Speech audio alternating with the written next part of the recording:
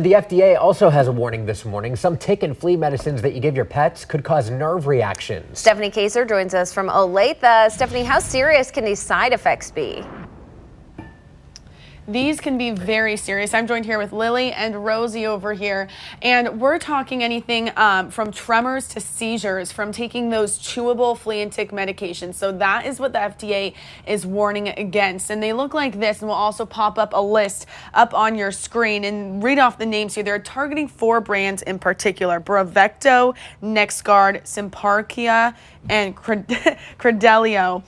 So those are the 4 that you need to look out for. And a lot of people are taking these or giving them to their pets because they're chewable, they look like little treats, they're easy to give out, but it's not known yet if these side effects from these medications will even go away once they're stopped. So it's very important to talk with your vet to see what's best for your pet and your lifestyle. Now, fleas and ticks do carry a wide array of diseases such as Lyme disease and heartworm, words we really don't like to hear as pet owners. And veterinarian Dr. Todd McCracken says don't stop giving your pet medications just because of this warning, because that could be bad as well.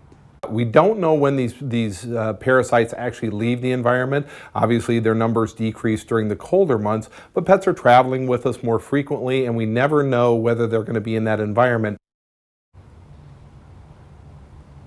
So he says, don't stop taking pet or flea and tick medication. Just talk to your vet about what's best for you. He says another good alternative is the topical type of medication. We are live in Olathe. Stephanie Kaiser, KCTV 5 News.